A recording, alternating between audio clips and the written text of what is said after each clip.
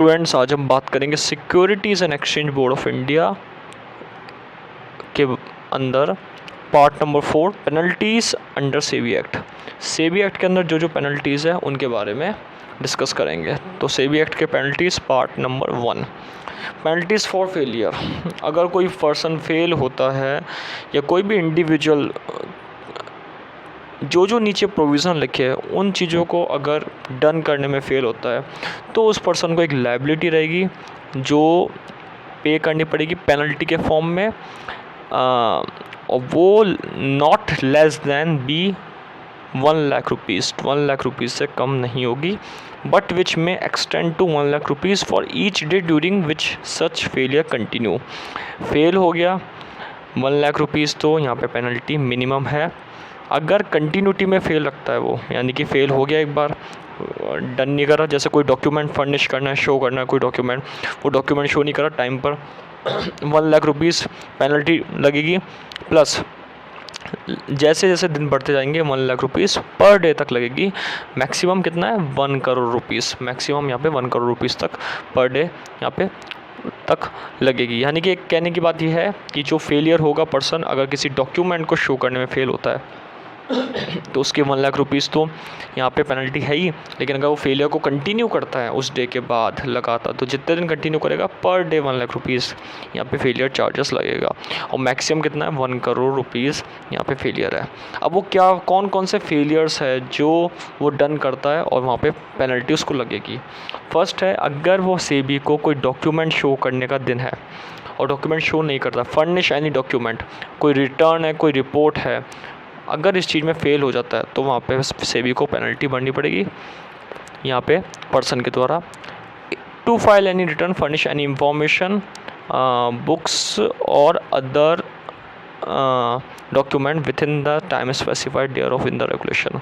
कोई इंफॉर्मेशन, कोई बुक, कोई अदर डॉक्यूमेंट शो करने है जो एक टाइम पे दिया गया है, वो नहीं करता है तो वहाँ पे उसको पेनल्टी पे करनी पड़ेगी। To maintain book of accounts और रिकॉर्ड, अगर वो बुक्स ऑफ अकाउंट्स को मेंटेन नहीं करता और वेरीफाई करने के टाइम में, ऑडिट करने के टाइम पे वो चीज़ मिलती नहीं है, तो उस केस में वहाँ पे उसको पेनल्टी देनी पड़ेगी।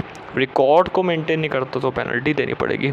तो बेसिकली ये 3 पॉइंट्स है, फर्निश एनी डॉक्यूमेंट, रिटर्न और रिपोर्ट टू सेबी। इसमें फ़ेल हो जाता है तो पेनल्टी देनी पड़ेगी पर्सन को 1,00,000 रुपीज़ और मैक्सिमम 1 करोड़ रुपीज़। किसी फ़ाइल को फर्निश करने में फ़ेल हो जाता है, किसी रिटर्न को फर्निश करने में फ़ेल हो जाता है, यानी कि शो करने में फ़ेल हो जाता है बुक्स को, अदर डॉक्यूमेंट को एक टाइम पीरियड के अंदर, तो वहाँ पे उसको पेनल्टी देनी पड़ेगी। और बुक्स ऑफ अकाउंट्स और रिकॉर्ड को मेंटेन नहीं करता तो यहाँ पे पेनल्टी देनी पड़ेगी। सेकेंड है पेनल्टी फॉर डिफ़ॉल्ट। डिफ़ॉल्ट यानी कि एक तरीके से पेनल्टी हो गई, लेकिन जैसे कोई म्यूचुअल फ़ंड है और उसके अंदर वहाँ पे पर्सन पेनल्टी के लिए लायबल होगा, वही जो हमने पहले पढ़ा कि 1,00,000 रुपीज़ पेनल्टी रहेगी जो डे स्पेसिफाई करा गया। अगर उस डे को वहाँ पे वो फेल हो जाता है, टर्म्स एंड कंडीशन को फॉलो नहीं करता, और मैक्सिमम कितनी है ये 1 crore rupees, extend to 1,00,000 rupees each day लगता है यहाँ पे।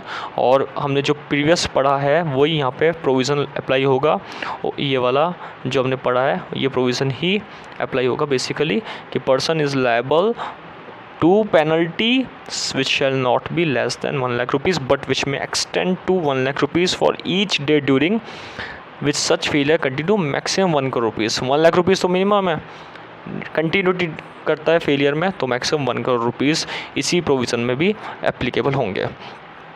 म्यूचुअल फंड के केस में कोई पर्सन पेनल्टी के लिए लायबल होता है, और स्पॉन्सर्स के केस में, कलेक्टिव इन्वेस्टमेंट स्कीम के केस में अगर फेल होता है तो वहाँ पे उनकी जो रूल्स एंड रेगुलेशन को फॉलो नहीं करता, उनके जो स्कीम की अरेंजमेंट को फॉलो नहीं करता, उनके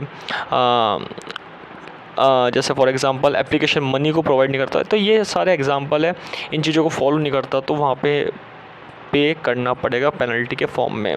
म्यूचुअल फंड मैक्सिमम कितना है 1 crore rupees if he sponsor और carries any collective scheme, CIS collective investment scheme including mutual fund obtaining certificate of registration. अगर ये सारी चीज़ें इंक्लूड होती है तो और इनके रूल्स रेगुलेशन नहीं फॉलो करता है तो वहाँ पे मैक्सिमम 1 करोड़ रुपीज़ तक का उसको पेनल्टी पे करना पड़ सकता है।